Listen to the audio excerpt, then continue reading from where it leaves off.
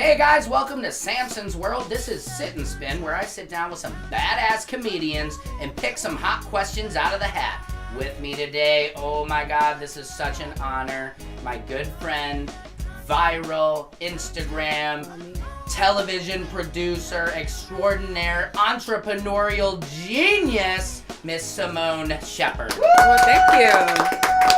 Thank you. AKA Miss Beautiful. I gotta take you with me. Yes, I know.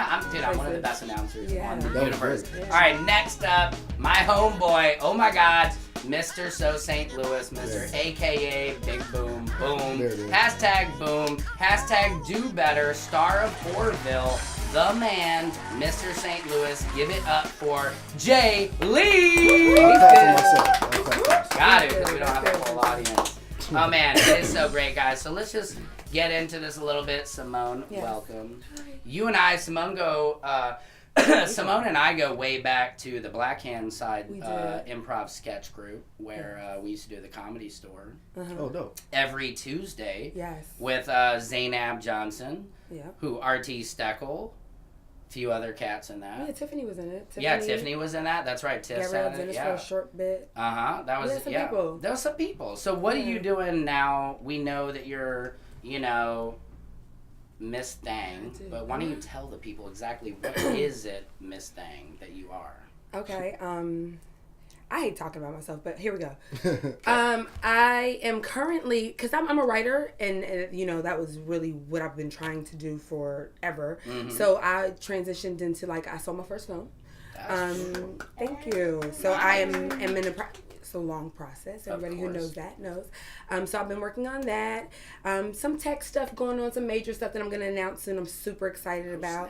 And just doing social media. So I've always been in a space of creating. Mm-hmm. So as much as I like, acting and doing other things, because I do guest starring roles here and there, but I really want to be in the space of just creating with this new digital market. I've been at the forefront of it, and I just want to continue pushing forward in the digital space. And probably retaining ownership over that. No, as well. That's all I'm doing. Right. Yeah. Okay. Hustle and motivate, y'all. Hustle and motivate, yeah. No, you definitely have to own your content. That's the reason why social media was important to me, why I got into it in the first place, and also having the space to really kind of incubate my stuff before I sold it to other places. But in this digital era, you have to own your own IP. Yeah. Because when you own your stuff, it's very lucrative. Yeah. Side note, that's a dope tattoo. Thank you. Thank you. Yeah. On my typewriter. Yeah, you ain't serious. You might have to hold it up. You... Hold it up a little higher. They might not be able to see it. Listen. Yeah. Can you see it, guys? Well, just know she got typewriter. Yeah. Thank you. I appreciate it. That's legit. And I think what's really cool too, Simone, is just especially having you and Jay Lee on is you are, obviously television, you've worked a lot, but what I've started to kind of gravitate towards, and a lot of other comics, is making money and owning your own content. And really, a lot of comics don't understand that people are making a lot of money and consistent money, whereas comedy, TV shows, film, it's here, then it's there, and it's, so... It's about, the industry is very fickle. And since it's fickle, when you do have, having social media now, it's such a blessing because it allows people to have control over their career. Right. So while you're still acting, while you're still directing, while you're still writing and doing everything, in the interim, you can still curate content, on your platform for an audience that gravitates to you. Right. Wow. And the advertisers pay big money for that. They do. I feel like I missed that whole wave. Yeah, I'm old, so I just happened to catch it. I happened to catch it. Here's the thing, Jay Lee, and I feel exact same way, and that's why we're doing this talk show right now, because I'm trying to I am doing this talk show on YouTube and social media, more so to build this show, so eventually I can make money by sitting in my studio in the back of my house, and then when Hollywood comes calling, I'm available, but I don't have to worry about it anymore. But so Jay Lee, tell us about today. We know you're in a little bit of a hurry because you have to go to Seth MacFarlane's. He's getting a star in Hollywood, right? That's so amazing. So give us. I actually look up to Seth because just how his career with writing and it's amazing. Went about it is really dope. So. Seth he's a dude, he figured it out. Mm-hmm. And what's interesting to me, and I think it ties into what we're talking about right now, is if you just do what you're passionate about, things will work out. Definitely. So like, how can you sort of minimize the gap between doing what you're passionate about and also making money? Yes. And I think that's a artist's conflict all the time, you know, because you can be this. That's why they have the term starving artist. You know what I mean? Yeah. So however you can figure out how to really condense that, which is why the social media platform, I think, is super smart, especially if you're doing what you love. Anytime anybody's doing something just for money, I don't think it'll play out. No. Yeah, that's true. But back to your thing, yeah, I'm going to see him do that. For a long time, you know, when people ask me, what kind of career do you see yourself having? You know, you look at the stuff Seth does. Yeah. Music, film, TV, hosting, writer, director, producer. Yeah. It's like singing. He does it. I mean, he has a Christmas album out, doesn't he? Or something he just put an album out like 2 weeks ago. He sings like Frank Sinatra. I mean, he's sick. Yeah, no, it's pretty impressive. Excuse me, And I heard he's hung too. Nah, I don't know about that. What? You never know. Like, does he have it all? And listen, I don't know. Oh man, well, let's get into this before we get too silly, guys. We're gonna pick some topics out of the hat, and Simone, I'll let you start off. You know, because ladies first, ladies first. Do I get to read? Let me see. You'll get to read it. Okay. What is it? What does it say? It says improvise a song together about love. Oh man, wow, we're starting it off hot, you guys. That's you two. We are. You're the sing. I'm doing it too. I can't sing. I can't sing for sure. Well, you guys got to improvise some type of song. I can lend a hand in that, you know, because improvise a song about love. Okay. So it's a song about love. Okay. Real love. Yeah.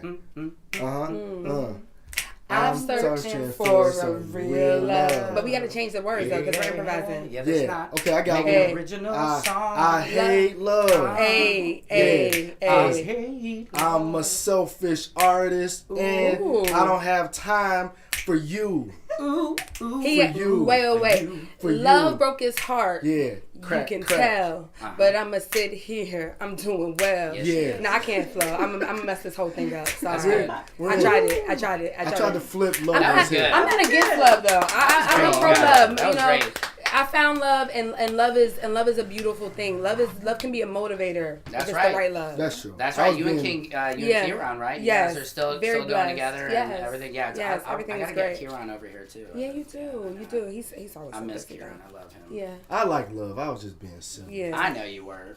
Okay, find let's some move love. on. Next topic. Where's the craziest place you've had sex? Oh my God. Snapfish today, Tuesday. In I'm your a studio? prude. No. No, I'm not a prude. I'm a prude to you guys. Right. You know what I'm saying? I'm a bit of a prude in public, so of course. to divulge that secret would be a lot. In my bed. Okay. Yeah. Okay. Go get it, girl. I think crazy is perspective. Wow.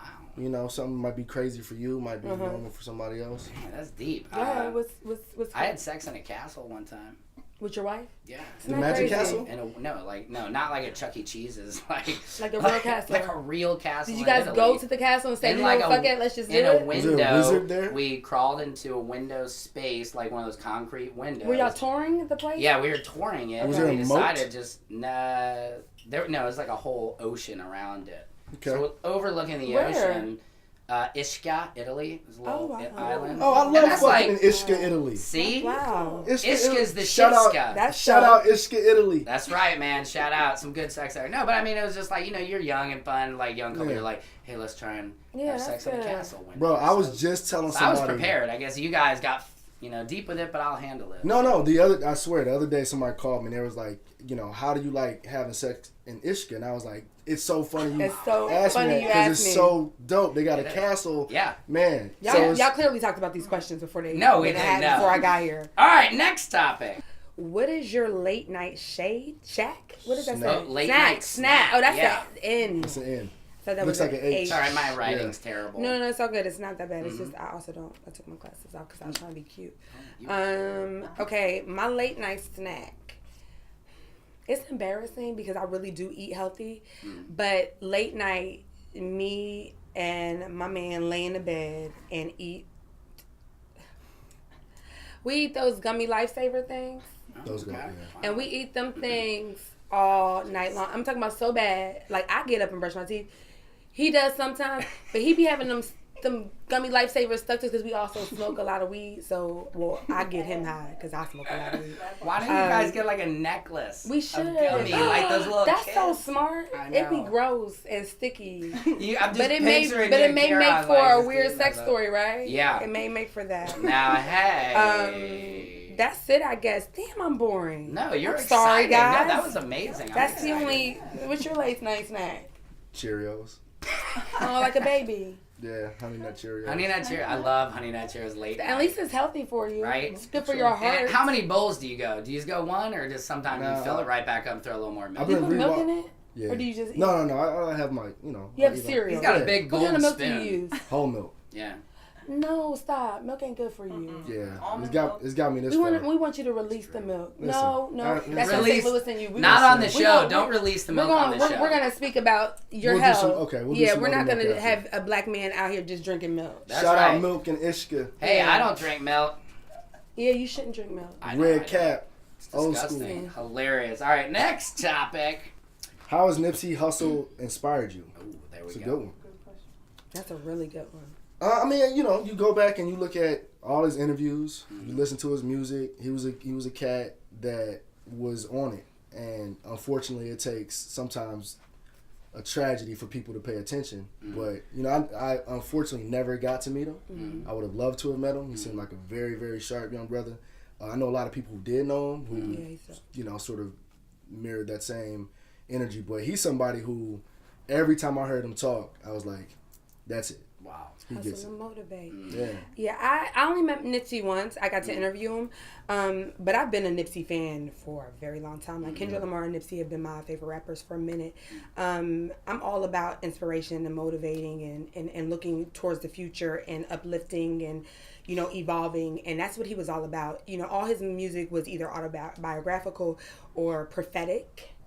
Or motivational. So I think with the way rap is going and the way our culture is going, we really needed somebody to hustle and motivate us forward. And he did that. And, I don't know Lauren well, but I worked with her and I worked with her very recently. And she's a sweet, sweet person, a great person. And just to see how he affected her in her life and just to hear her speak of him and the man that he was and the people who know him, the man that he was. And he really did what he said. And that's dope because, he was out here. He didn't have as much as like other rappers with $100 million or whatever. But he took what he had and he flipped it and he made it work. He found a legit hustle to pour into his community, to pour into his family. Like, this man passed away, but his family is set up for life. And he did that. He was able to really help his family. And I hope that he really does motivate people to pay attention to his life, to take note, how he raised his kids, how he raised his stepson, how he loved his wife, because that's who she was. So, he was an inspiration. Yeah. And I think you felt that, like, it was a collective wave of people who felt that. That was a special. Oh no, it was a really. I mean, it was a tribal loss. You know what I'm saying? We really lost a part of us, and I think that we were all affected, and we haven't been affected like this as a whole for a very long time. So we can only take it as, God trying to say, wake up. Right. Yeah. Well, I honestly too. What's amazing about him is he almost is like the second coming of Jesus. People try to take that from him, but it's okay. No, but I mean, if you talk, he's black, so you got that part right about Jesus. See, you know what, Come Simpson? on, you know me. That's Simone. why. But I'm just saying, but the part, and if you really listen to what he's saying, absolutely. he stayed in his neighborhood. He created opportunities for people. And he spoke a word. And he spoke a word. Yeah, he really I think a lot of it will be gospel. I mean, agree. he said he laid out a blueprint for somebody from his situation to be able to success, a legitimate way. But you know what? He said, sorry if I may, he said something that I thought was very, very, very genius. It was a couple years back, I saw an interview where he was talking about this idea that people think if you're in a suit, you're smarter, right? So he was just looking at basic numbers. He was looking at, okay, the stuff I'm doing or stuff you do in your, communities when you don't have a lot of opportunities, you looking at some heavy jail time, right? Just to make a couple dollars. Right. I forgot what rapper he was talking to, but and I don't want to misquote it, but he said a certain rapper was like, I make $10,000 a show. And Nipsey was like, wait a minute. So if you make 10,000 a show, if I do 100 cities, 100 shows, I can make $1 million. Right. Can I sell 100 cities? Yeah. Yeah, I think I can. And then what I did, it makes $1 million. Yeah. So that mentality is the same mentality that any businessman, CEO, whatever has. So he was saying he'd be in these rooms and people would, look at him different or whatever. And he's like, you're not smarter than me. You might talk different, but you're not smarter than me. We have the same sort of hustle mentality. So my thing is, in addition to everyone talking about him, posting, I have a big issue when people don't actually follow through with that.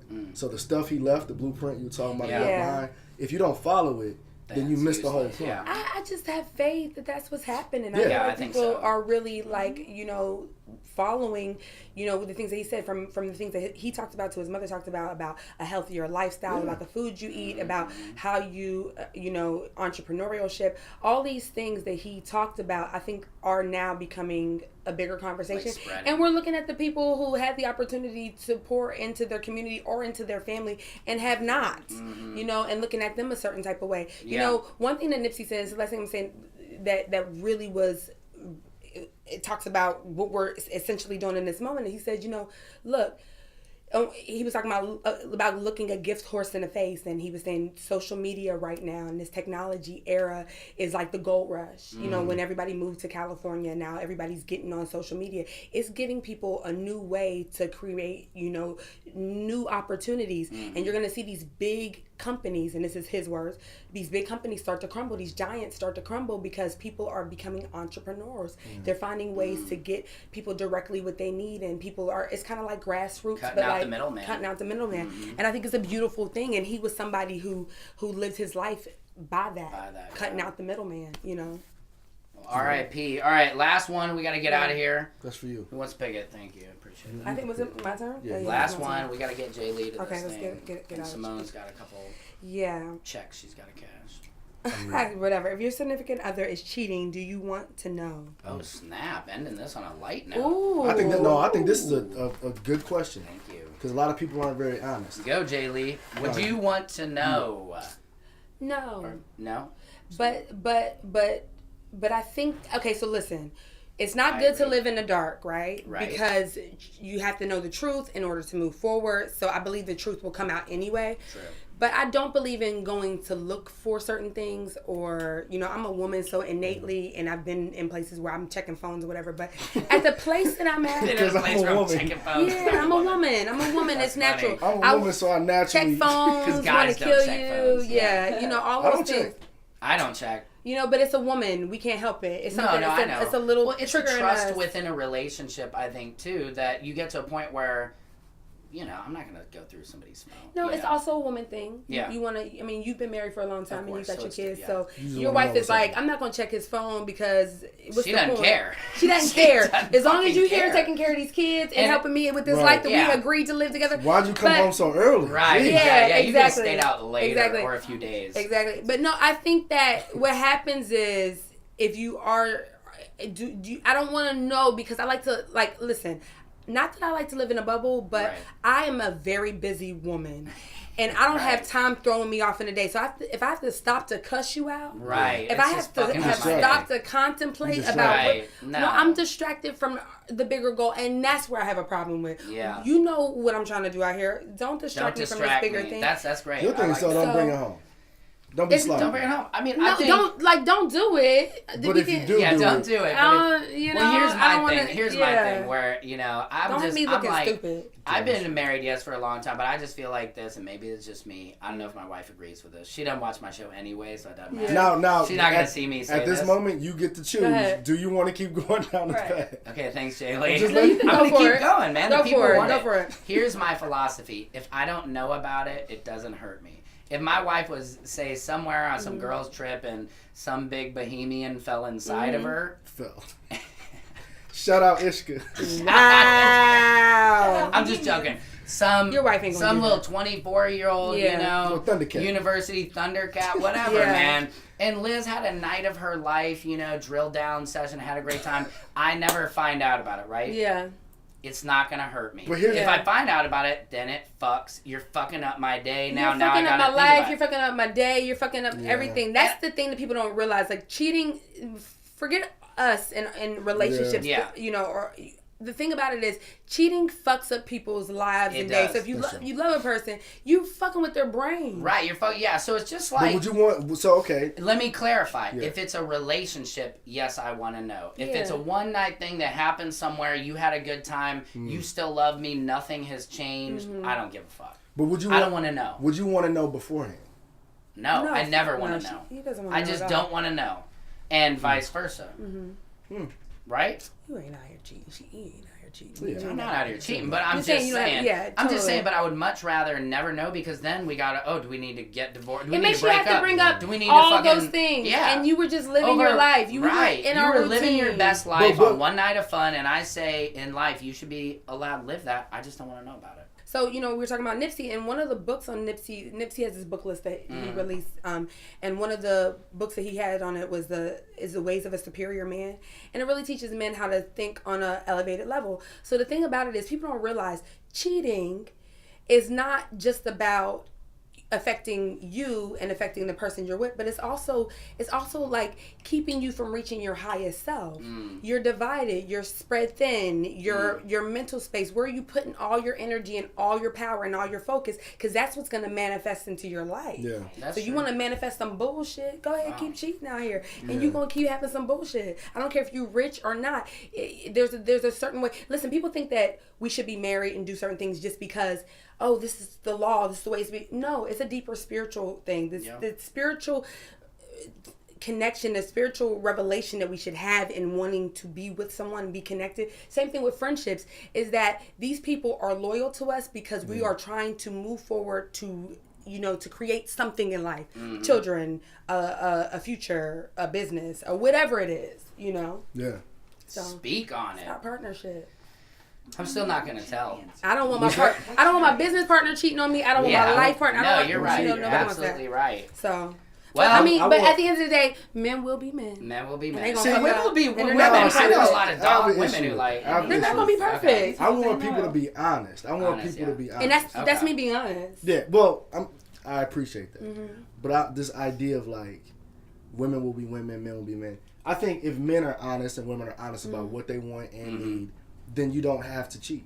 Because if you're with somebody saying, hey, look, this is who I am, this is what I want, this is what I need, whatever that is. But that's about maturity, though. So it takes time to get there. You know what I'm saying? Like, I think that people aren't there at...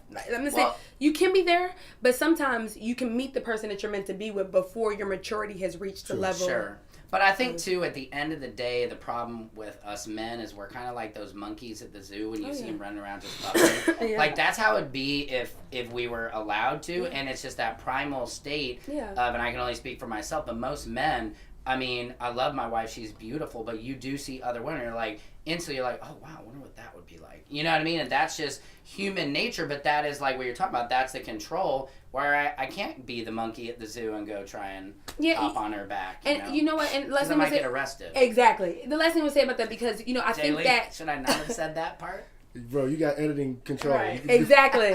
No, it's okay. Listen, it's the psychology of it. Like, I was speaking to somebody who had a PhD in like sexual love stuff, whatever he was talking about. Right. But he was saying something that really intrigued me, and what he said was that, you know, back in the day, men used to be able to hunt, and that released a certain amount of urges when they would go out and have to seek and kill something. Kill something. Now that's gone. So, but they still have that nature in them. So seeing women and doing it's still, they have that hunter thing in them. So it's not always that they want to cheat. Sometimes it's just about the hunt. We just want to kill something. Yeah. All right, guys. Hey, this has been Sit and Spin. What a great show we had here today. I got to thank Simone Shepard and Jay Lee for you guys bringing in your time. Please, you guys, stick around. We got more Samson's World. Please subscribe to my YouTube channel. Yes. And that's it. This is Samson's World. Shout out Ishka. Shout out Ishka. And check out Nipsey Hussle's music, The Victory Lap. Is it Ishka or Ishka? And you can... You know, mailbox money, you know, Crenshaw, everything is good. Or send money to me, too. Yeah. I got bills. Hey guys, thanks for watching. Make sure to subscribe to my YouTube channel. This little box here, click on it, go to the link of that video, and please subscribe. You're helping to support my family.